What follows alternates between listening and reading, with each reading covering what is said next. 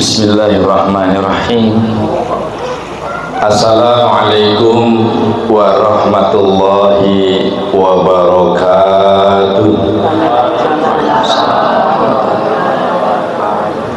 Supaya semakin kompak, sekali lagi ya Bu ya, harus sepakat bahwa memberi salam itu hukumnya sunnah, tetapi ketika kita mendengar, wajib hukumnya untuk menjawab salam tersebut.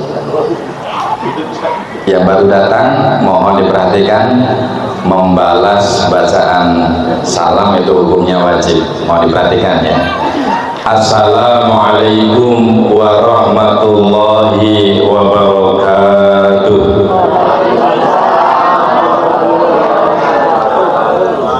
Alhamdulillahirabbil alamin. Innal hamdalillahi nahmaduhu wa nasta'inuhu wa nastaghfiruh wa na'udzu billahi min syururi anfusina wa min sayyiati a'malina may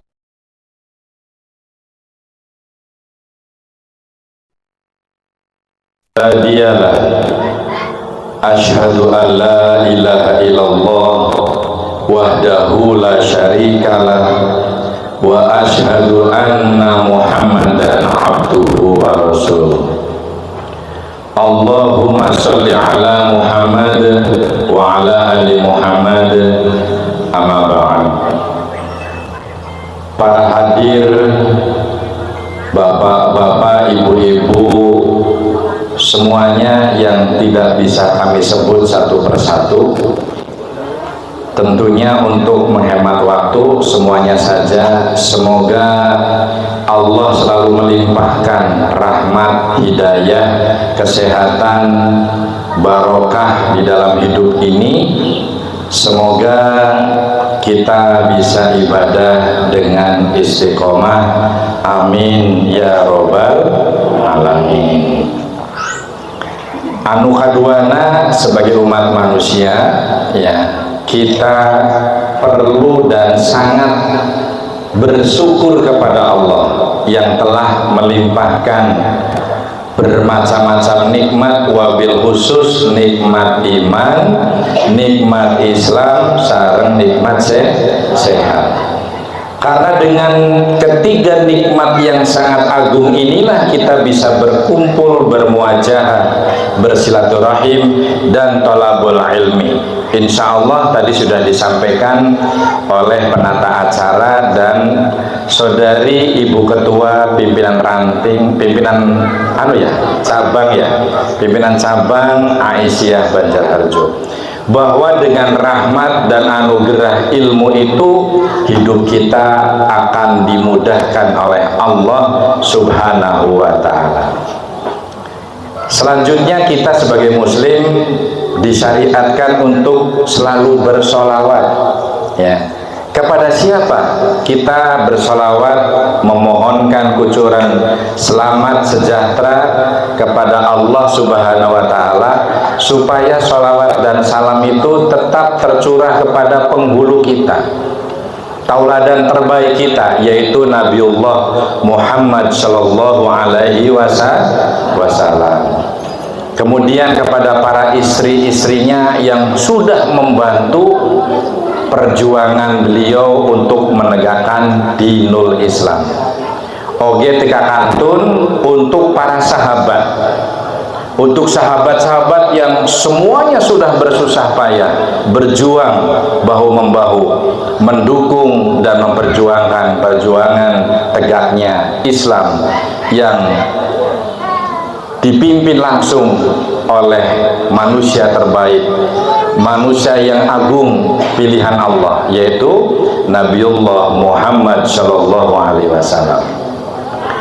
Oge mudah-mudahan sholawat sinareng salam teka kantun Allah ucurkeun kasadaya ka urang sadaya anu tos selalu setia menjalankan ajaran atau nabi syariat Islam, yang akhirnya kita menjadi orang yang setia untuk sama-sama selamat di dunia dan selamat di akhirat bersama Kanjeng Nabi Muhammad Rasulullah Shallallahu Alaihi Wasallam.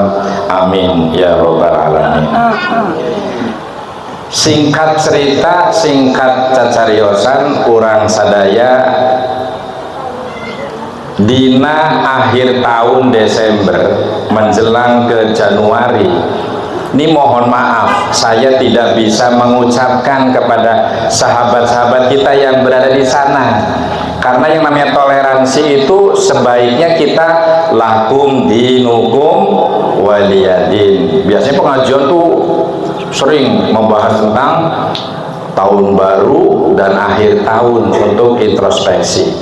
Tapi dalam tanda kutip, introspeksi atau muhasabah penting bagi kita semua. Apakah hari ini sudah lebih baik dengan hari kemarin, dan hari yang akan datang kita harus berjuang untuk lebih baik dari hari sekarang.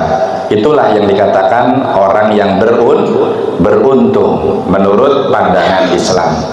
Jadi lamun orang yang sekarang lebih buruk dari kemarin, kita menjadi orang yang rugi. Ya Mas Dono, rugi teh sesuatu yang tidak mendapatkan hasil. Bahkan kalau orang yang rugi, kadang-kadang orang tersebut mengalami kemunduran, dan ini kemunduran itu biasanya menjadi orang yang tertinggal. Baik, untuk menyingkat waktu, kita mohon maaf ya, mohon maaf kita tidak ikut-ikutan mereka ya, selamat Natal, selamat tahun baru, karena tahun Masehi itu adalah tahunnya mereka, sahabat-sahabat kita yang beragama di luar Islam. Berarti tahun baru kita besok di tanggal 1 Muharram ya. Kita berarti mohon maaf tidak membahas ke sana, tapi lebih fokus sekarang kita kepada tema hari ini. Saudari Ketua, Ibu Ketua, tadi naroskeun apa tema hari ini, mari kita catat bersama dan kita fahami bersama. Sehat bersama sunnah-sunnah yang super ya, ini temanya Bu. Sehat bersama sunnah-sunnah yang super. Sunnah yang super, sunnahnya siapa? Bukan sunnahnya Pak Toha, bukan sunnahnya orang-orang seperti Batman, seperti Superman, tapi kita punya orang yang harus menjadikan contoh tauladan terbaik di dalam hidup kita, yaitu sunnahnya Nabiullah Muhammad Sallallahu Alaihi Wasallam. Untuk melatar belakangi tentang sehat atau hidup sehat bersama sunnah-sunnahnya yang super, ada petikan ayat di dalam Al-Quran, tepatnya Quran surat Al-Baqarah surat kedua pada ayat 195 ya. Coba yang punya Quran dibuka, yang punya handphone aplikasinya Quran dibuka. Quran surat Al-Baqarah surat kedua ayatnya 195 ya. A'udzu billahi minasyaitonir rajim wa anfiqu fi sabilillahi ya wa la tulqu bi aidikum illa tahluka wa ahsinu innallaha yuhibbul muhsinin. Ini sedikit kita menasihati kita semua yang hadir. Tadi semangatnya membaca Al-Quran, padahal menamakan dirinya dari nenek, tapi luar biasa. Suaranya is okay ya, luar biasa. Tapi ternyata Bu, ngaji kita zaman baheula ini mahrozul hurufnya masih sering tertinggal dengan ilmu kekinian ya. Coba tadi dibuka surat ini Bu, surat Ar-Rahman ya. Atau di sini contohnya gini ya. Wa anfiqu fi sabilillahi. Biasanya zaman baheula la itu kalau fathah itu la-nya bukan mangap, la-nya harus mangap semangat-mangapnya. Kemudian udaranya didorong bebas tanpa hambatan, jangan ditahan. Jangan begini, bedakan begini, wa anfiqu fi sabilillahi, jangan lillahi, ya, ditahan lahnya, lillahi, ya. Besok lagi seperti ini, bismillahirrahmanirrahim, ya, la, jangan la, ma, gitu ya, tapi la, ma. Ini mesti seperti kayak saya dulu, Bu, ya. Mari kita perbaiki bareng-bareng. Mohon maaf, bukan salah, tetapi memang ini perlu diperbaiki, sama seperti saya dulu. Iya, tapi nanti ini bukan lidah, Bu, ini mangap. La, ma.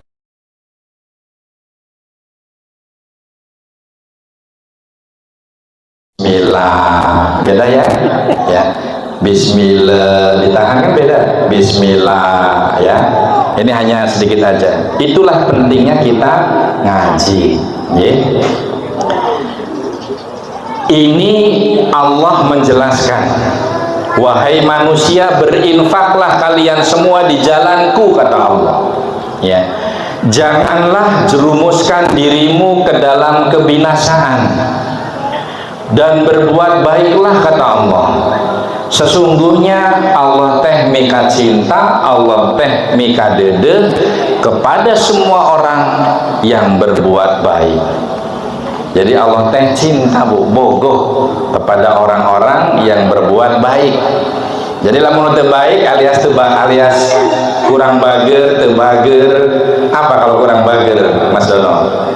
Orang yang tidak bager atau kurang baik apa bahasa Sundanya?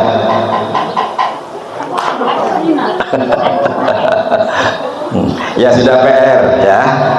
Berinfaklah di jalan Allah, janganlah jerumuskan dirimu ke dalam kebinasaan, dan berbuat baiklah, sesungguhnya Allah menyukai orang-orang yang berbuat baik.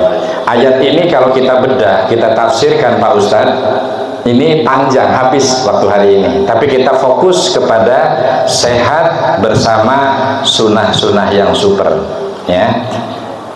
Mari kita buktikan sunnah-sunnah Nabi yang sangat super, ya. Terkadang tuntunan atau sunnah-sunnah yang sangat super ini bahkan sangat membuat kaum musyrikin teh saha, Bu?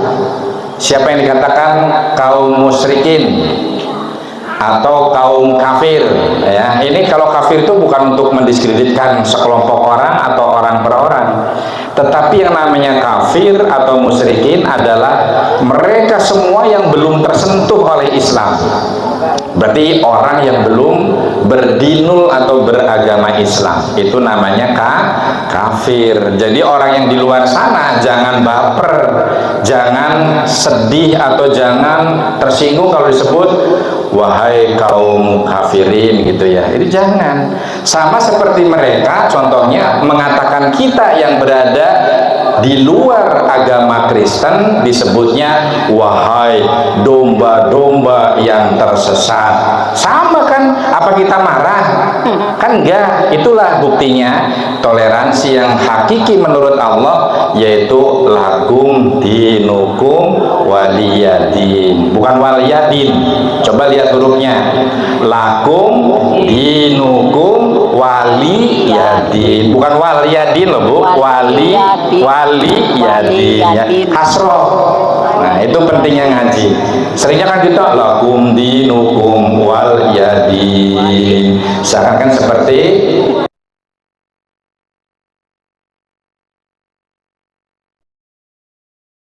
waliyadin, ya. Agamamu ya agamaku ya agamaku, gitu ya. Aku tidak pernah akan mengikuti agamamu, begitu juga sebaliknya. Intinya begitu. Jadi yang penting pada tahun baru, pada Natalan, ya, berarti kita tidak usah berani ngomong Natal becana haram. Nah, ini orang yang tidak paham.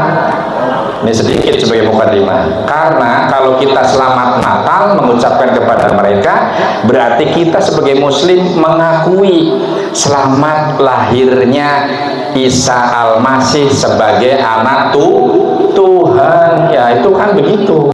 Jadi kita berarti yakin bahwa Isa teh anak Allah yang dilahirkan. Ini sepele ya, tetapi dosanya besar, masuk kategori kita musyrik. Lantas seperti apa kewajiban sebagai umat Islam? Berarti kita membiarkan, memerdekakan, membebaskan, dan tidak boleh mengganggu orang yang sedang merayakan Natal. Itu saja sudah cukup. Tidak usah supaya toleransi kita bareng-bareng ucapkan kartu selamat Natal. Ya, ini sebagai mukadimah. Baik, kita kembali kepada sunnah-sunnah Nabi yang sangat super ya. Yang pertama ini Bu ya, sunnah Nabi yang pertama ini kelihatannya saru. Islam itu sampai ke yang detail-detail ya, ke hal-hal yang kecil itu diperhatikan.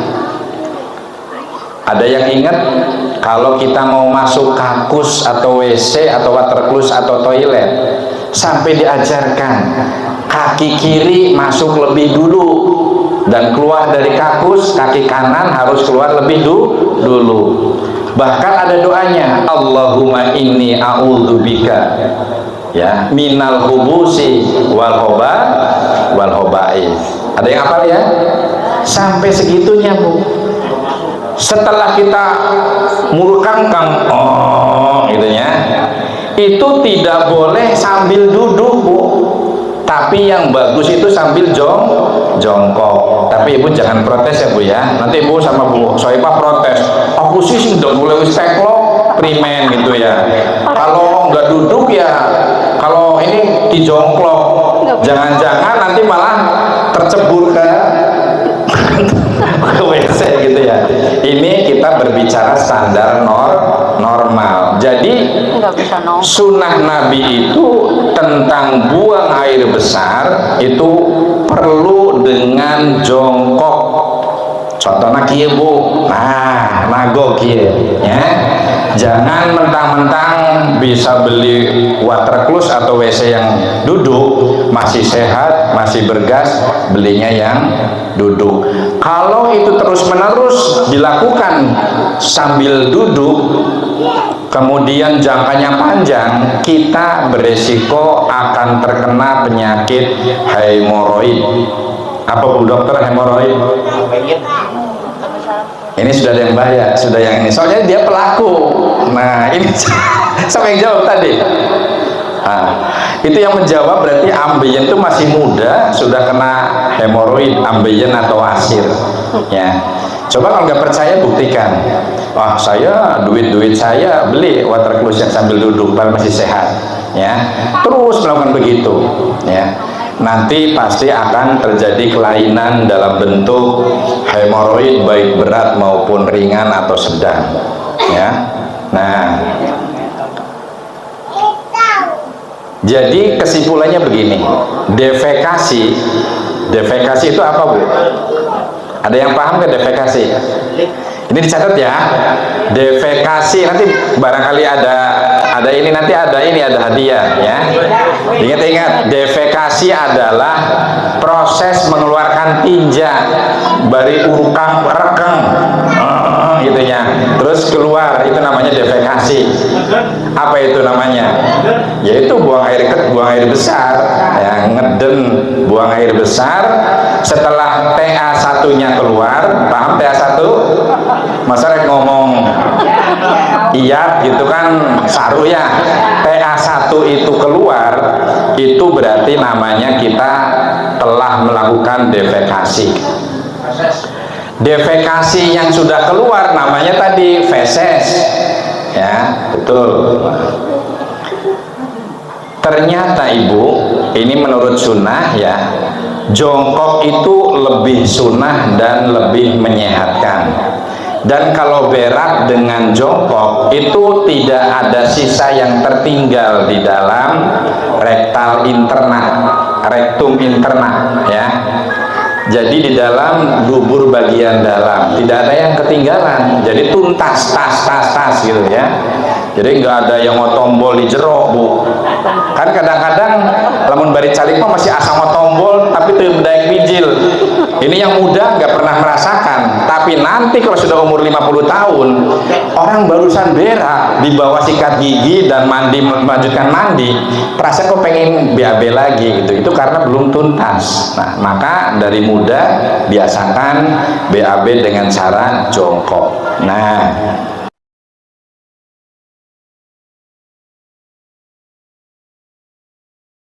ini juga sangat beresiko beresiko itu artinya akan menyebabkan terjadinya prostat hipertrofi. Catat ini ya, nanti kalau catat ditanya apa prostat hipertrofi. Prostat hipertrofi adalah kelenjar yang letaknya ada di daerah sekitar kanan kiri alat genitalia interna, tapi adanya di dalam. Nah, ngomong lagi. Jadi si yang namanya prostat itu, pernah ya dengar prostat ya? Prostat itu adalah kelenjar yang adanya di sini nih bagian dalam, tapi di sini kanan kiri. Itu kalau kita sering kencing sambil berdiri, itu beresiko prostatnya membesar atau hipertrofi. Bisa hipertrofi atau tumbuh melebihi dari batas normal yang disebut hiperplasia. Hiperplasia itu apa Pak Adi? Tumbuhnya itu melebihi batas normal. Ini ada wong ahli biologi soalnya ya. Yang mestinya tumbuhnya segede bakwan, prostatnya tuh kurang lebih segede gitu ya. Tapi begitu tumbuh, ibu lihat tuh buah maja segitu tuh. Nah, tumbuh di dalam sebesar itu kanan kiri, sehingga kalau mau buang air kecil itu akan kesulitan. Banyak orang pada masa tua ternyata susah buang air kecil, itu akibat prostat hipertrofi. Siapa yang mau? Nah, nanti besok barangkali punya anak, punya cucu, jangan mentang-mentang pernah ngaji dengan Pak Haji Toha untuk mengenang pengajiannya dinamakan anak yang lahir Muhammad prostat hipertrofi. Jangan ya, karena ini nama yang tidak baik ya. Muhammadnya bagus, tapi ada hipertrofinya, itu nggak bagus. Nah, yang pertama menjadi penyebab prostat hipertrofi. Yang kedua, bisa berpotensi atau beresiko menjadi neprolitiasis. Apa Bu neprolitiasis? Bu dokter diam saja Bu dokter ya. Ada yang paham nggak neprolitiasis? Neprolitiasis itu asal katanya dari nepron atau nepro, artinya ginjal. Ginjal ayat 2 Bu, kenca jeung katuhu. Letaknya di sekitar wilayah atau area pinggang. Ada 2, nepron atau nepro ya, itu ginjal. Litiasis itu artinya batu. Berarti orang yang kencing berdiri berarti beresiko kena batu ginjal. Nah, kenapa dan bagaimana buang air besar dan buang air kecil tuh perlu sambil jongkok ya? Ini ada rasionalisasinya. Rasionalisasi paham ya? Maksudnya tinjauan berdasarkan akal. Ini kalau dalam bahasa agama itu dalil akli ya. Dalil aklinya begini ya. Ternyata di sekitar bokong dan panggul itu ada fisiologi sistem muskuloskeletal. Angel dibayi muskuloskeletal. Apa itu? Ya. Di sana ada sistem Bu yang terdiri dari otot, tulang, dan saraf yang berada di area pinggang saat BAB dan BAK. Nah, kalau ada proyektor di sini enak ada gambarnya Pak ya. Tulang belakang itu yang berada di area pinggang terdiri dari 5 komponen vertebra atau tulang belakang, yaitu vertebra lumbal ke-1, vertebra lumbal kedua, ketiga, dan kelima. Nah, dari kelima vertebra tadi, tulang belakang tadi, itu ditopang ya, dikawal oleh dua tulang sakrem namanya, ya. Tulisannya sakrum, ya. Sakrum itu berbentuk baki.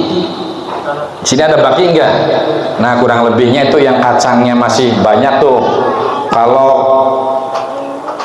Kalau gelas, apa bukan gelas, piringnya itu yang agak cekung, agak kayak baki, ya, mangkok lah, ya. Itu nanti tulang vertebra itu dikawal oleh dua tulang sakrum kanan dan kiri, ya. Nah, selain itu juga di daerah panggul itu ada yang disebut dengan diskus intervertebralis. Diskus intervertebralis adalah bantalan yang memberikan, nah deh, hari bantalan antara dua benda itu namanya apa, Mas? Sekat, ya.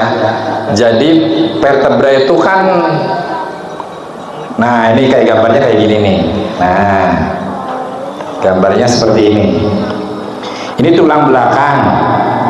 Di antara tulang belakang 1 dan 2 itu ada bantalan tengahnya. Maksudnya supaya menghindari gesekan yang tidak normal. Yaitu namanya, di situ ada bantalan di antara tulang belakang yang disebut diskus intervertebralis. Nah, untuk mengenali diskus intervertebralis atau bantal yang memberikan antara tulang belakang lumbal ke-1, ke-2, dan ke-3 sampai ke-5, itu kalau kita lagi zaman kecil, ada nggak pada saat mau duduk kursinya ditarik sama temennya, langsung gebruk, ya, jatuh kaplengkok lam cek sundama. Itu kadang-kadang sempat ada kejadian yang jatuh keras sambil terduduk, menyebabkan tiba-tiba tidak bisa berpikir normal, ngomong pun susah, heser ngomong. Karena apa? Ternyata di vertebra dari leher sampai ke tulang ekor itu, di situ ada yang disebut dengan medula spinalis. Ya, medula spinalis itu adalah saluran anu eusina teh sumsum tulang belakang. Dan di situ tempatnya serabut-serabut saraf yang sangat kompleks yang sampai terhubung kepada saraf pusat di otak.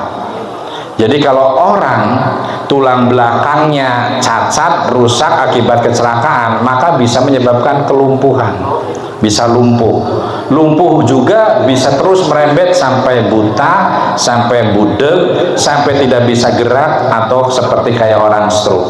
Karena di situ saraf, berbagai macam saraf ada di medula spinalis. Nah, kemudian lanjut, di samping tadi vertebra ada juga otot-otot di area pinggang, ya.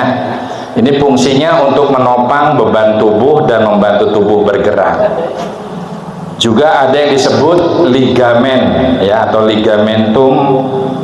Di situ di sekitar panggul, ya. Ini fungsinya untuk menghubungkan antara tulang dan berfungsi menjaga stabilitas tulang. Contohnya begini, ini kayak Pak Adi orang biologi. Ini bagi orang yang sehat ini bisa digerakkan. Tapi satu saja nikmat Allah, mungkin karena kita trigliseridanya naik, kolesterolnya naik.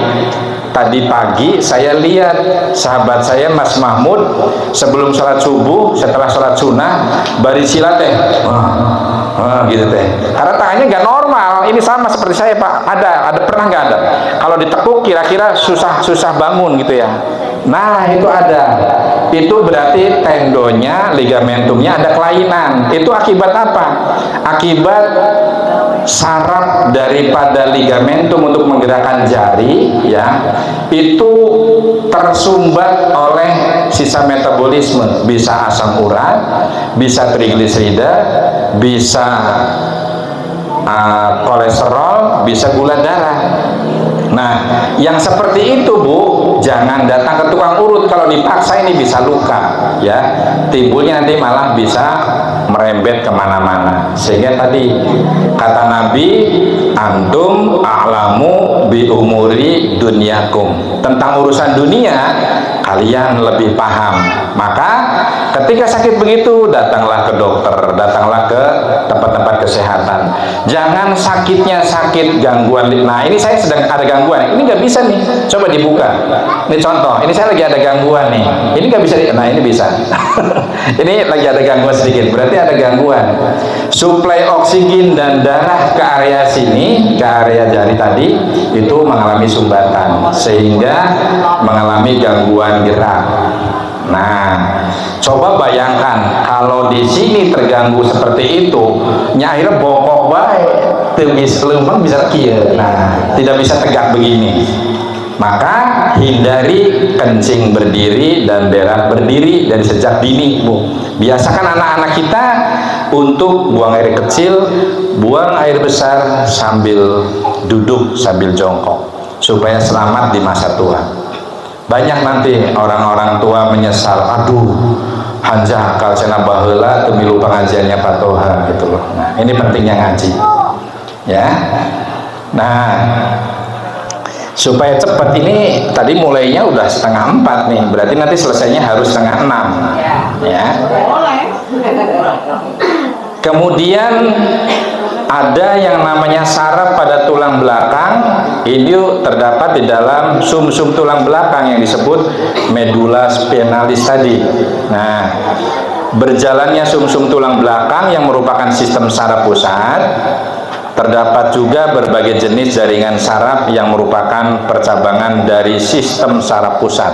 Tadi yang dimaksud ya, hati-hati ibu, anak-anak kita sering guguyon. Kalau di sekolahan jangan sampai bergurau yang sepele tetapi akan mendatangkan bencana yang bahaya. Dengan teman-teman, misalnya mau duduk, niatnya guguyon, kursinya ditarik, ya.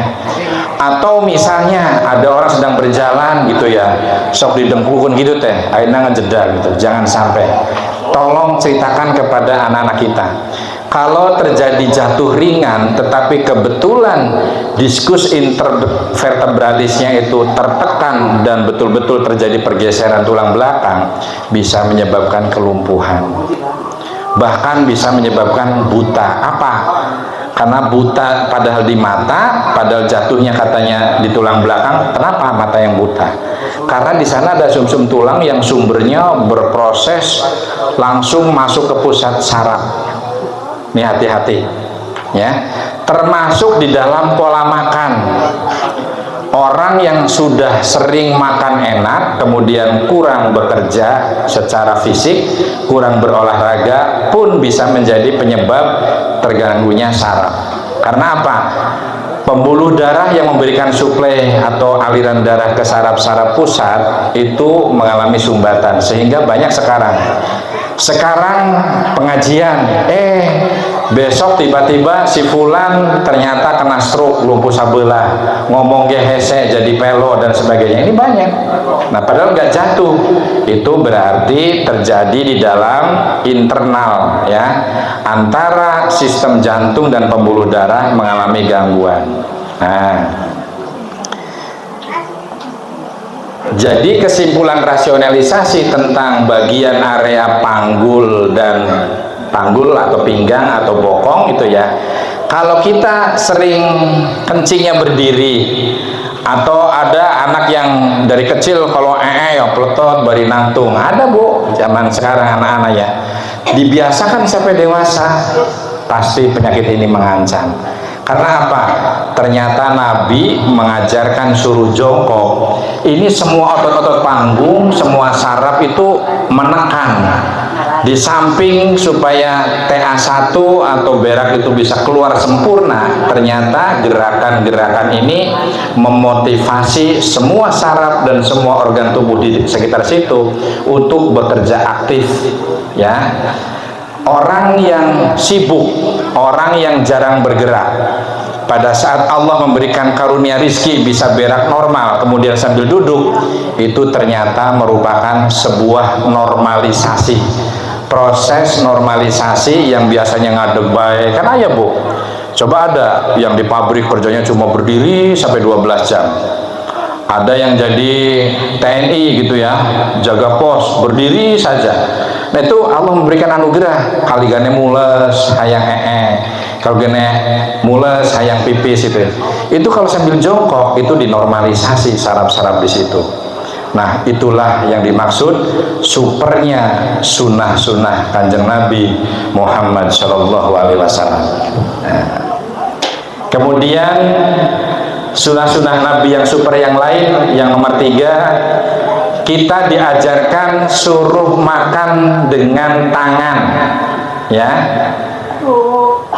Ternyata makan dengan tangan itu membantu makanan lebih mudah dicerna jika dibanding dengan menggunakan sendok, kayu misalnya sumpit atau plastik dan sebagainya, ya. Ternyata makan dengan tangan itu lebih bersih dan lebih fitrah secara ketuhanan dan sunnah secara contoh Nabi Muhammad SAW. Nah, rasionalisasinya bagaimana? Secara dalil akalnya bagaimana, ya? Minum dengan tangan ternyata lebih sehat. Karena apa? Tangan kita itu ternyata minum dengan tangan. Oh, mohon maaf, ini memang otaknya sudah banyak terlalu pikiran. Dari pagi Bu, habis subuh ya sama Pak Adi sama teman-teman ada proses ngaji, ya. Selesai sholat subuh ngisi pengajian di Masjid Abdul Aziz Tanjung, ya. Selesai pengajian Bu, tadi langsung melayani pasien. Habis pasien sanjaat cancan sempat emam sudah langsung ke sini. Jadi mohon maaf, ini ada koreksi yang bagus, salah ngomong berarti. Maksud saya begini, dalil secara akal tentang makan dan minum dengan tangan, ternyata enzim di area tangan ini sangat membantu bisa memecah protein keratin yang berada di lapisan paling atas kulit, yaitu kulit ari, ya. Juga bisa membantu memecahkan sel-sel lapisan kulit paling di permukaan, itu seperti sel kulit yang yang kering, ya.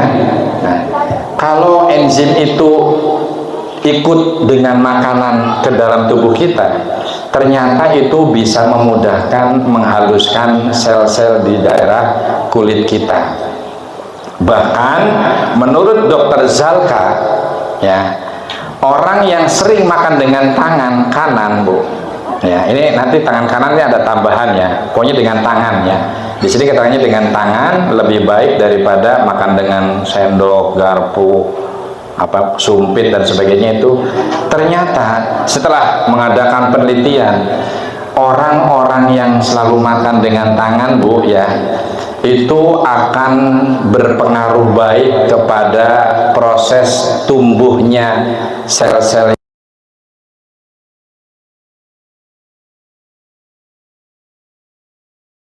ya.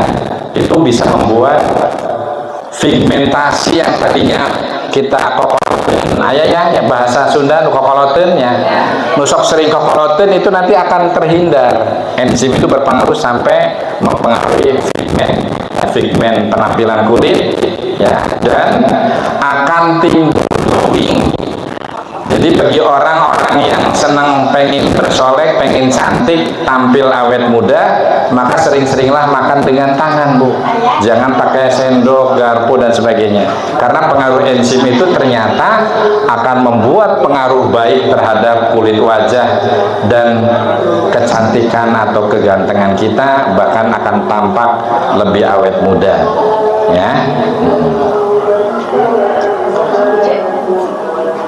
Nah, ini tambahan dasar dari sunnah menggunakan tangan pada saat makan.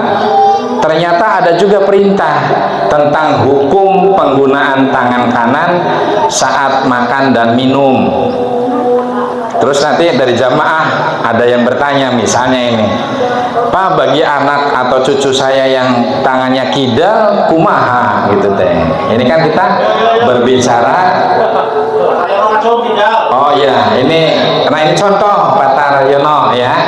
Kalau dari kecil dibiasakan, meskipun kita terlahir dengan kekuatan tangan kidalnya lebih hebat, Itu buat tinju, buat kerja, boleh ya, bagus. Buat nyupir ya, buat nyendok kapur apa, buat bekerja gitu ya. Atau seorang atlet gunakan kekuatan tangan kirinya sebagai keistimewaan. Tapi untuk urusan yang tentang kesantunan, tentang kepantasan seperti makan, salaman ya, hormat. Lo hormat bendera pakai tangan kedek gitu ya. Ini kan tentang etika, dilatih dari sejak kecil, fa insyaallah itu akan sesuai dengan prinsip bisa karena biasa. Dibiasakan insya Allah jadi bisa ya. Nanti Pak Taryono kalau boga incu apa buka anak itu ya, yang kekuatannya meniru kepada tangan kirinya Pak Taryono, tapi untuk urusan makan tolong dilatih, tetap makanlah harus pakai tangan kanan ya. Tangan kanan untuk salaman, untuk makan, untuk hormat dan sebagainya bisa diajarkan dari sejak kecil.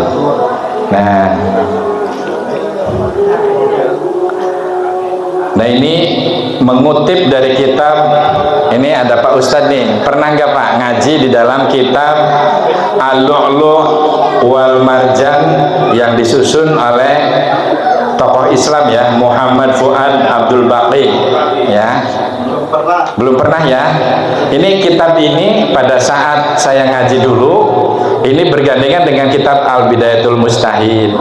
Biasanya ini kitab Bidayatul Mujtahid itu berarti karangan atau susunan Ibnu Rusyid dari Cordoba. Ini biasanya tebel mas. Ini kitab ini biasanya agak terlarang di pondok-pondok biasa karena ini membuat kitabnya Bidayatul Hidayah ya. Biasanya kitab standarnya kan Jalalain, Sulam Taufik, Sulam Takrib gitu ya. Kalau dulu saya pada saat ngaji di Nyai Badriyah standarnya begitu waktu di Tegal mas ya. Tapi kitab ini biasanya di akademisi biasanya diajarkan karena dia akan ini pendapat-pendapat para ahli, misalnya yang menghadirkan perbedaan-perbedaan madhab biasanya. Adanya di ya. Sepatah-kata kutipan dari kitab tersebut. Iya, biasanya bisa seperti itu.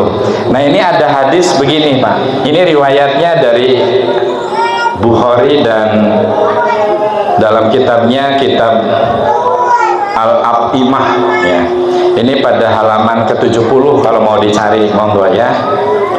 Di sini untuk mempercepat ya, untuk gulaman fi hajrin Rasulillah sallallahu alaihi wasallam ila akhiril hadis ya, supaya cepat. Ini artinya begini, waktu aku masih kecil dan berada di bawah asuhan Rasul Muhammad sallallahu alaihi wasallam, tanganku, ini ceritanya, hadis ini bercerita, sahabat Gulam itu bercerita, waktu aku masih kecil berada di bawah asuhan Rasul Muhammad SAW, tanganku berseliweran di nampan saat makan.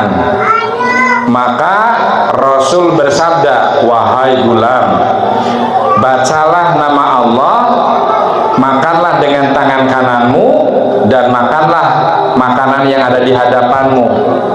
Maka seperti itulah gaya makanku. Nah setelah itu berlanjut pada hadis yang lain. Nah hal ini disampaikan oleh penyusun tadi kitab Al-Lu'lu' wal Marjan ya. Nah berbeda dengan Syekh Yusuf Qardawi dalam bukunya Hadiyul Islam Fatawi Mu'asyirah ya, ini mengemukakan janganlah di antara kalian ada yang makan dengan tangan kirinya, dan jangan pula minum dengan tangan kirinya, karena setan makan dengan tangan kirinya, dan minum pun setan dengan tangan kirinya. Ini hadis riwayat Muslim dan Tirmidzi dari Ibnu Umar. Nah, ya itu kitab ini, kitab itu termaktub di Duratun Nasihin ada kemudian ada juga di kitab Bulughul Maram ya, Hasan juga itu saya pernah mendapatkan. Tapi ini sumber aslinya Mas ya, sebelum. Nah itu kalau cerita nanti periwayat hadis itu nanti kita ada tadi dari Nabi itu turun ke sahabat, kemudian turun lagi kepada apa? Di bawah sahabat apa? Tabi'in ya, terus dan seterusnya. Itu nanti ada generasi-generasinya. Nih mohon anaknya diamankan dulu, dibawa main dulu sebentar sambil mendengarkan ya. Nah, jadi di dalam hadis ini jelas menjelaskan bahwa orang-orang yang makan dan minum pakai tangan kiri, ini terutama sahabat Taryono yang sudah terlanjur, kalau makan dan minum pakai tangan kanan atau kiri? Alhamdulillah, berarti selamat. Nulis pun tangan. Berarti meskipun kidal, dia bukan sahabatnya setan, tapi sahabat kita. Karena berdasarkan hadis ini, kalau orang yang makannya pakai tangan kiri, minumnya pakai tangan kiri, berarti ikhwanul sayatin. Nah, ya. Tetangganya setan berarti. Lain tetangga sahabat karib. Terkenal tenaon, pernah SMS, pernah kumpulan, tapi jadi sahabat karibnya setan. Ini berdasarkan hadis Nabi. Maka subhanallah, jangan sampai. Karena banyak, bukan yang kidal saja. Saking belum ngaji, banyak ya. Waktu itu saya dengan siapa? Dengan Kevin ya ya. Makan di rumah makan Sakinah, yang datang tuh kayak Habib, pokoknya coba apa sama Bertus ya, sama Kevin ya, pakainya pecinya putih semua. Assalamualaikum, ngomongnya bahasa Arab, tapi begitu makan saya amati, ini Habib dari mana?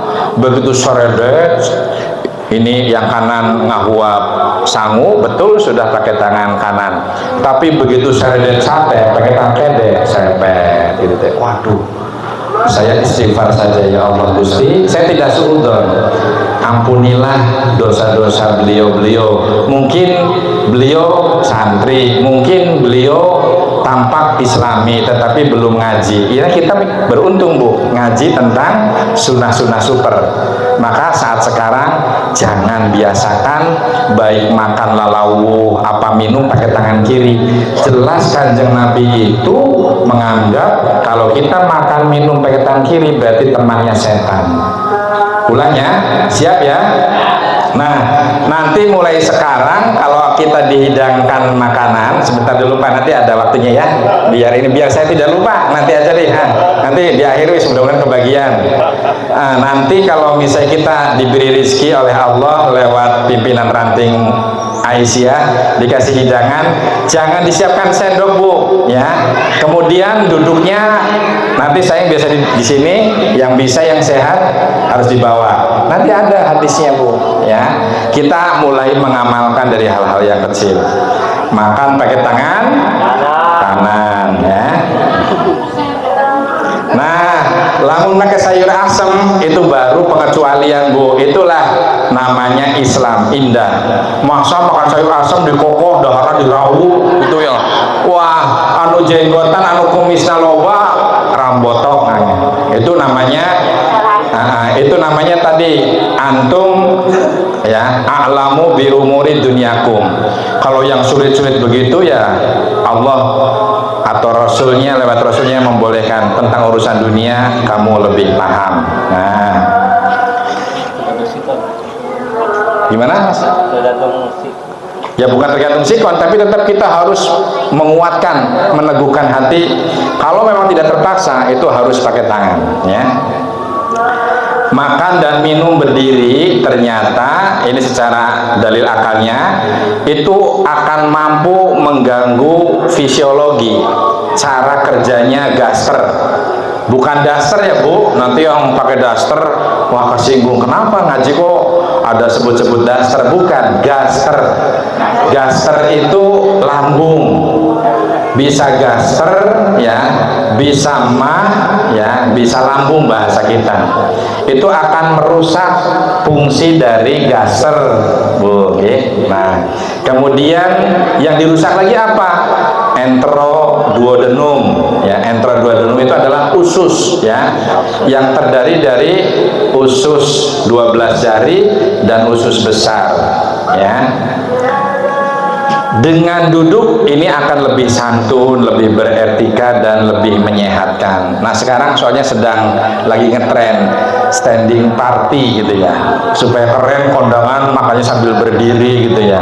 Nah kalau memang ada kita usaha kursi, lebih baik kita sambil duduk. Tetap, wah ini orang deso ya, kondangan acaranya standing party kok masih maunya duduk gitu ya. Nah kalau kita punya kemampuan, punya kekuasaan di sana, maka sampaikan.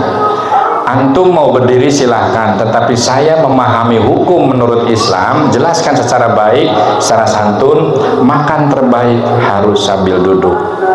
Yang lebih baik dari duduk dengan sila seperti ibu-ibu sekarang. Nah, lesehan ya. Nah ini nomor 5, berarti makan di kursi ternyata masih kurang menyehatkan ketimbang atau dibandingkan duduk di lantai atau lesehan ya. Karena apa? Duduk di lantai itu ternyata memberikan 3 ruang kesempatan lambung usus itu menjadi 3 tempat pengaturan makanan yang kita makan. Apa itu? Ruang untuk tempat makanan, ruang untuk minuman, dan ruang untuk udara. Nah itu kalau sambil sila. Karena zaman baheula teh Kanjeng Nabi ari dahar kursi ya, tapi make lesehan. Makanya zaman sekarang kalau kita bertamu kepada salah satu orang, padahal misalnya kaya bisa beli kursi, tapi geuning urang mah disuguhna daharna bari lesehan. Apa teu kuat meuli meja makan gitu ya.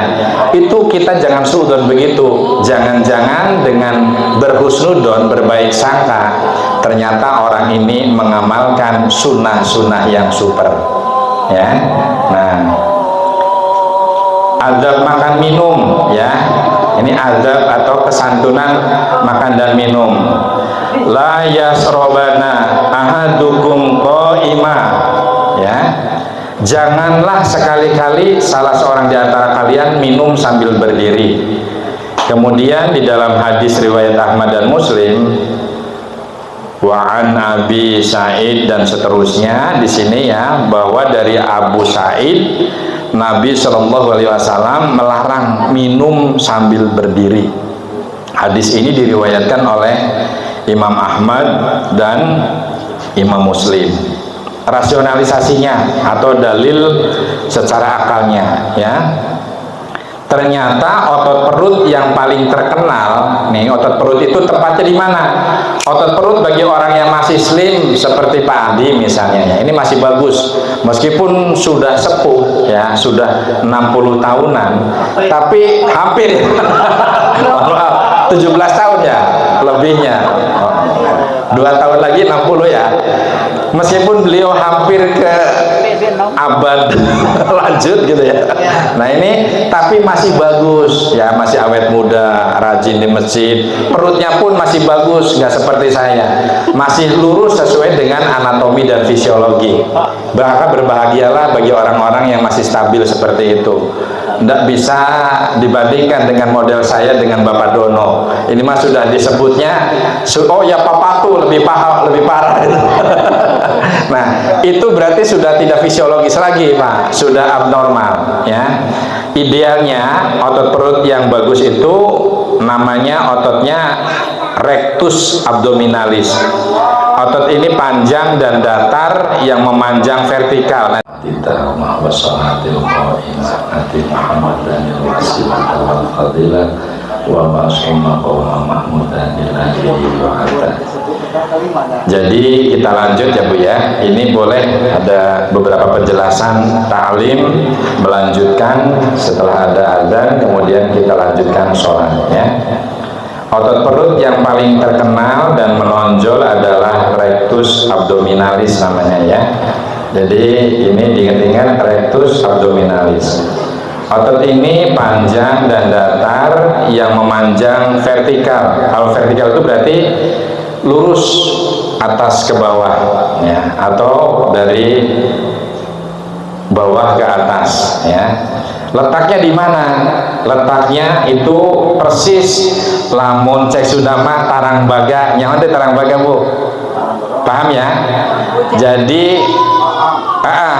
di bawah bujal, di atas simpisis pubis. Simpisis pubis itu alat eksternal, alat kelamin laki-laki dan wanita yang bagian luar, itu naik sedikit ke atas, itu langsung lurus ke sini ya, sampai ke tulang rusuk ke 5, 6, 7, kemudian melengkung sampai di sini ada namanya processus kyphoideus. Processus kyphoideus itu adalah tulang yang menyambungkan antara sternum atau tulang dada dengan rusuk ke 5, 6, 7. Di sini kan begini ya. Nah, di sini nah, di ulu hati, atas ulu hati. Itu kalau yang kurus, coba kalau nggak percaya buka itu Mas Andi, yang kurus Mas Anwar. Itu tonjolannya lebih kelihatan daripada orang yang gemuk. Itu namanya processus kyphoideus. Itu otot perut. Di situ kalau kita untuk sila, untuk jongkok, itu bisa mengencangkan organ tubuh seperti ginjal, lambung, pankreas, dan semua organ yang ada dalam perut. Yang dalam perut apa saja? Ginjal, kandung kemih, kemudian rahim, ya, ovarium yang sudah melekat ke rahim, naik ke atas lambung, pankreas, lever, itu adalah organ di dalam perut. Itu kalau kita sering jongkok, kalau kita habis berdiri lama gitu ya, kemudian kita habis aktivitas olahraga, kita kadang-kadang perlu dijongkokkan begini. Nah, maka orang yang zaman baheula sering nagog iya napawon dari si dulu orangnya sehat-sehat, nggak seperti kayak orang sekarang jarang nagog, nu aya teh lamun teu leumpangnya gelelengan rebahan, orangnya malas, yang disebut apa ya, mager ya bahasa ininya. Orang sekarang mager Bu, habis makan pengen tidur, tas ngemih hayangnya tidur, jarang nagog, jarang totongkrong, tidur pun kadang-kadang dia tidak miring ke kanan, nanti ini sampai ke sana ya, miringnya ke kiri. Nih istri saya juga sering diperingatkan kalau suruh miring itu susah karena belum terbiasa. Ini makanya pengajian ini semuanya saling mengingatkan. Termasuk ini kaitan dengan otot dada, otot perut. Bagi ibu-ibu kalau mau tidur harus tidak boleh pakai entrok, cek sudah nama ya, entrok BH bin apa namanya, bin bra gitu ya, itu dilepas Bu.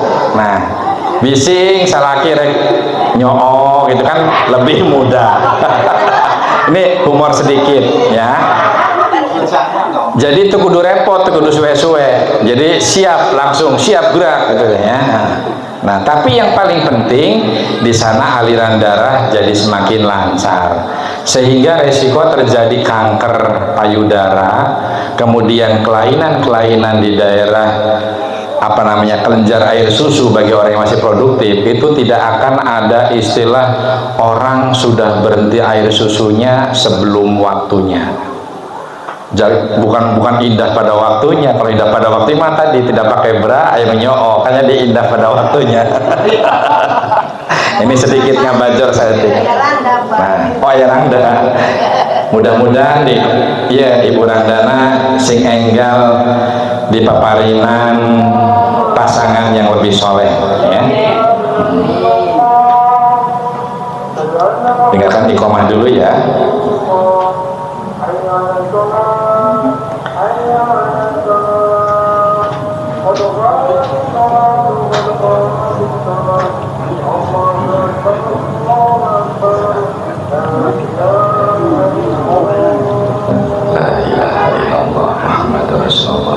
Nah, sunnah-sunnah yang super selain makan pakai tangan kanan, kemudian minum tangan kanan, kemudian makan sebaiknya tidak perlu pakai sendok, pakai sumpit, pakai dan sebagainya, tapi lebih sehat, lebih bagus pakai tangan kosong. Tangan kosong itu tidak pakai sendok, garpu dan sebagainya, itu lebih menyehatkan.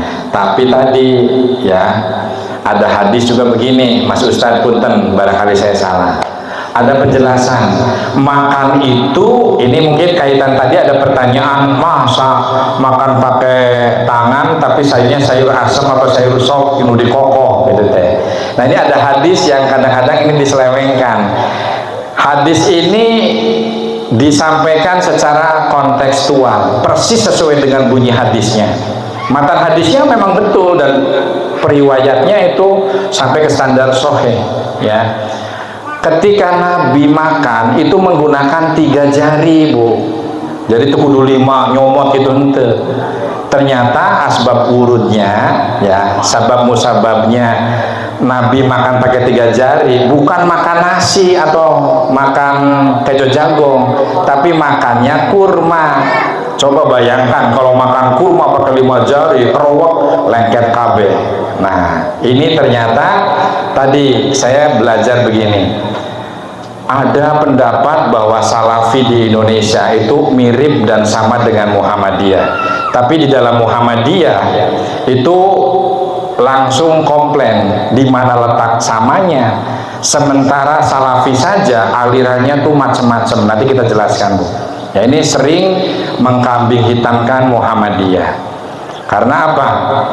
Hadis yang seperti tadi kontekstualnya makan 3 jari itu ternyata makannya tuh makan kurma. Nah kalau kita orang Indonesia makannya nasi, kalau pakai 3 ini mending, kalau pakainya nasinya pulen masih bisa mending, crop gitunya, canak masih bisa.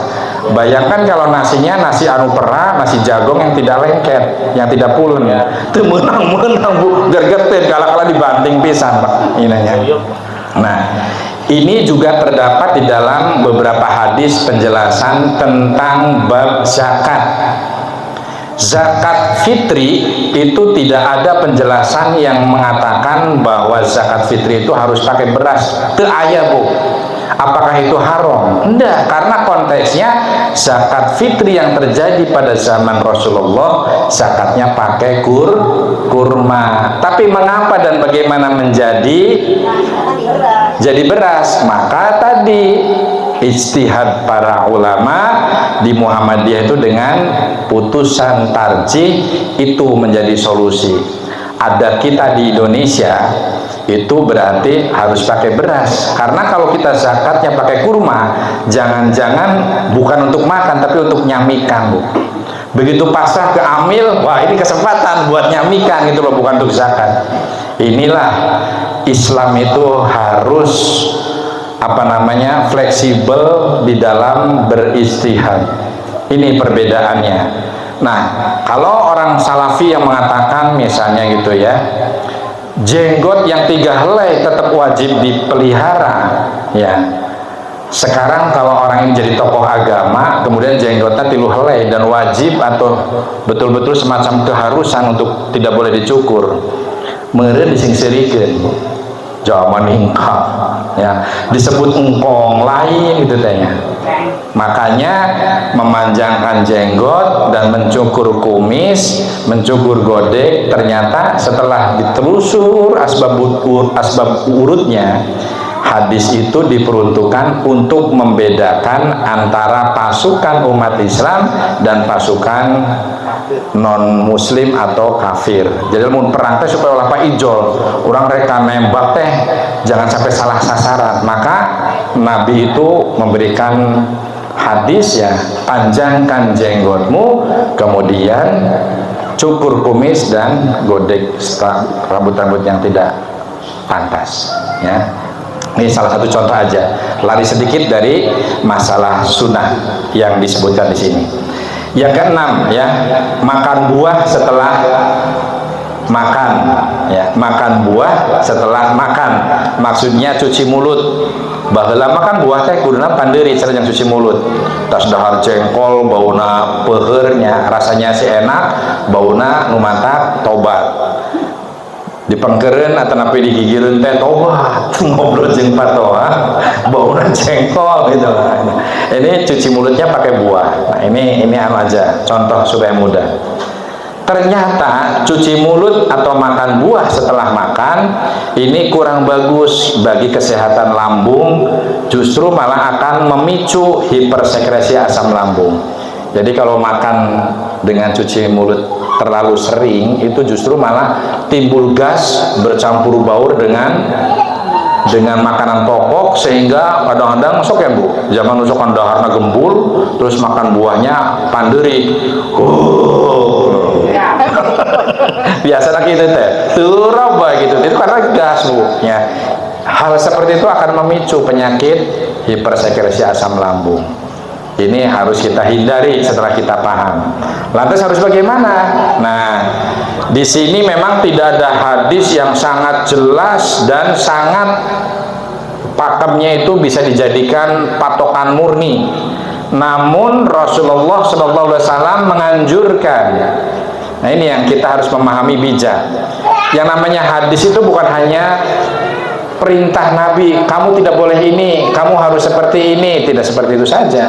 Tetapi apa yang diperbuat, naon dipigawe ku Kanjeng Nabi, naon teu meunang ku Kanjeng Nabi, maka itu harus diikuti. Nah, ini seperti makan buah itu harusnya sebelum makan. Nah, maksudnya di sini ada beberapa dalil yang menunjukkan anjuran untuk mendahulukan makan buah sebelum makanan pokok. Di antaranya di dalam Al-Quran Allah Subhanahu wa ta'ala menyebutkan buah-buahan dahulu baru kemudian daging.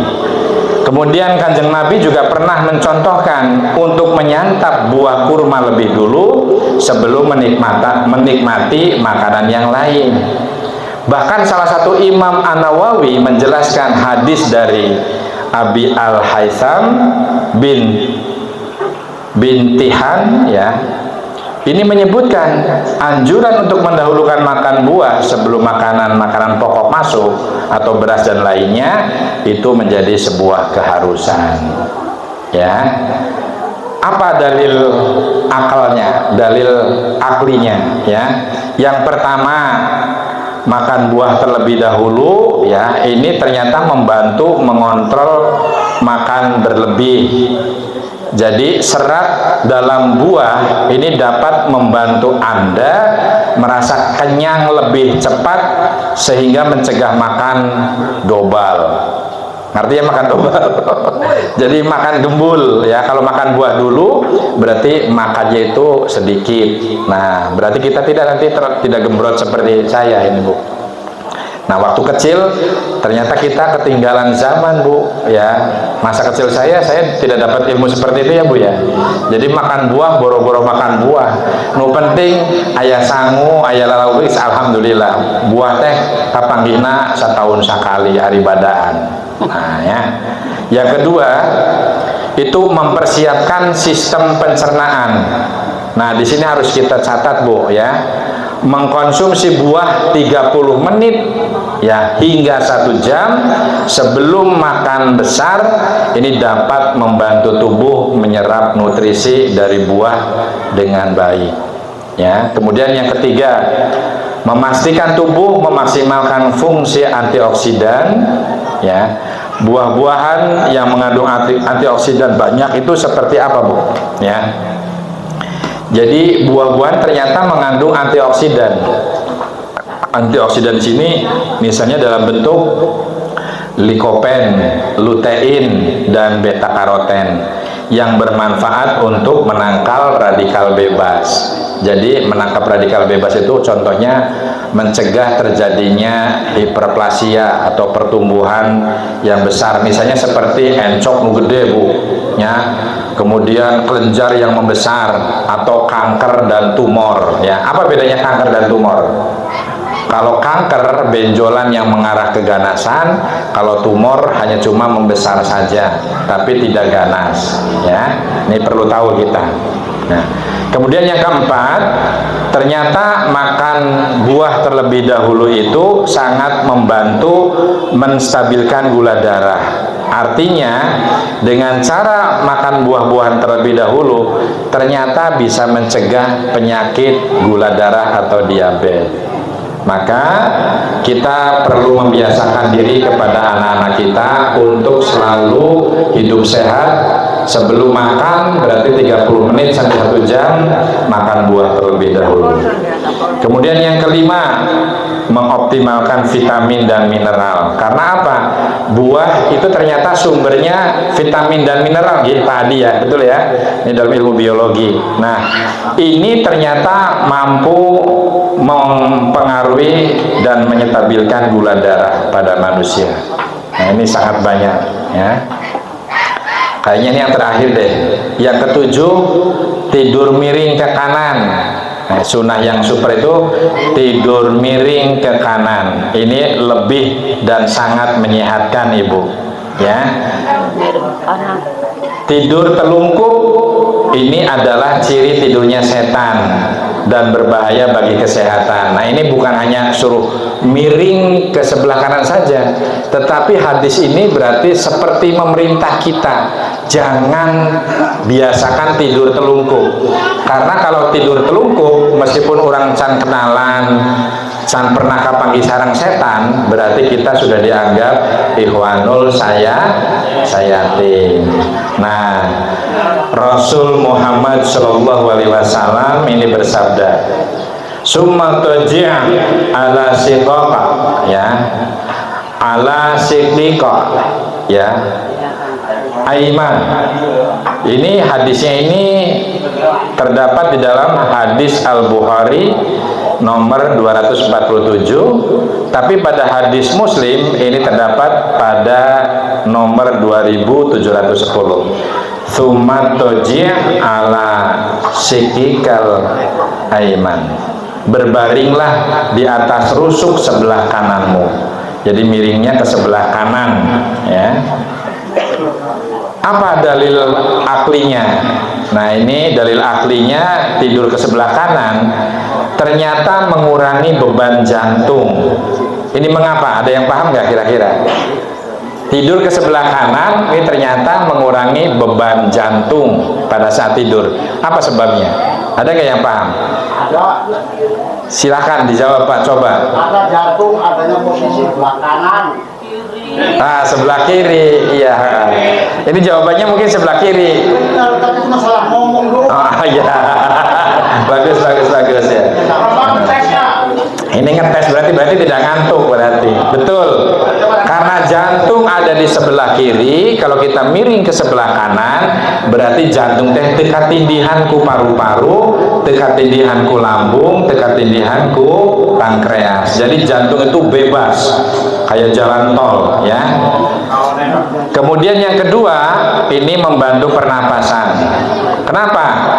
Tidur miring ke kanan ini membuat lidah kita itu tidak jatuh ke tenggorokan, tapi jatuhnya ke bawah, ke arah kiri, sehingga tenggorokan kita lancar. Akhirnya yang sering mendengkurnya hebat, ini akan terkurangi. Yang tidak mendengkur, biasanya orangnya itu pernapasannya lebih lancar.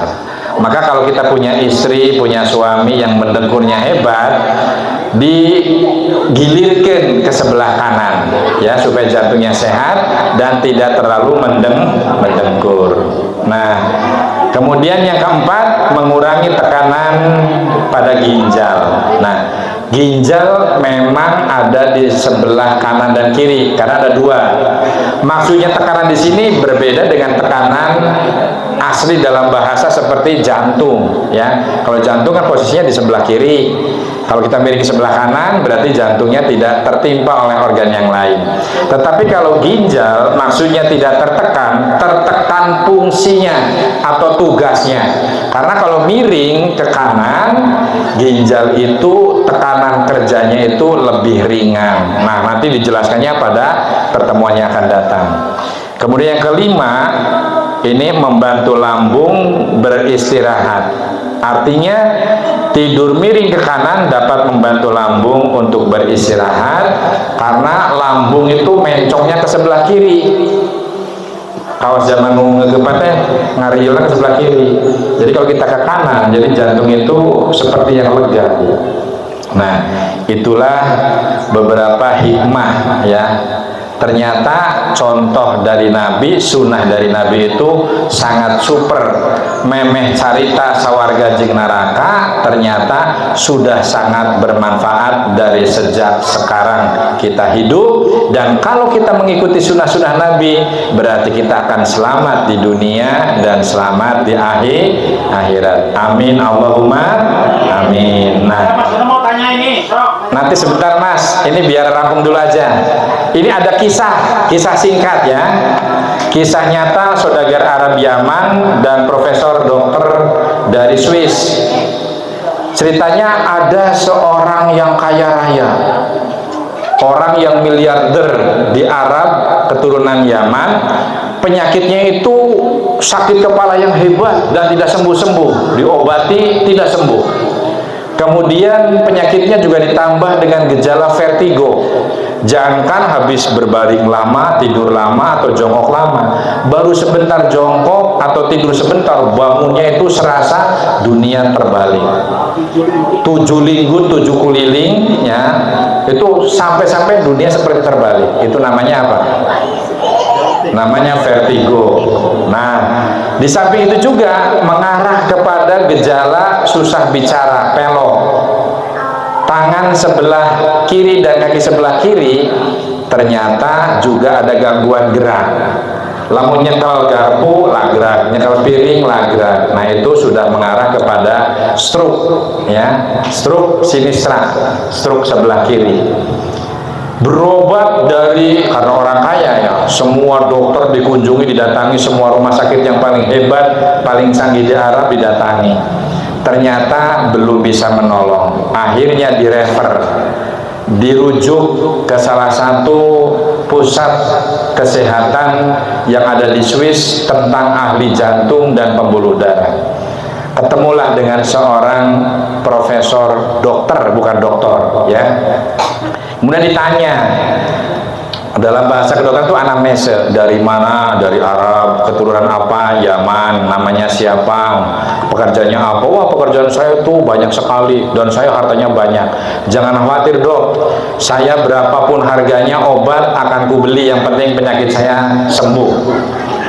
Dokternya senyum-senyum saja gitu ya. Kemudian bertanyalah dalam diskusi pendek ya, sebenarnya penyakit antum, penyakit anda itu apa?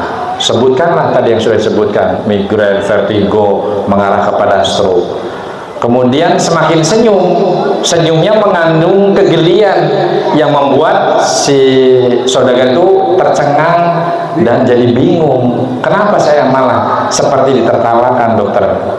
Dokter dengan bijak, mohon maaf, saya tidak mentertawakan, hanya saja lucu. Kenapa ada orang muslim seperti anda kena penyakit seperti ini?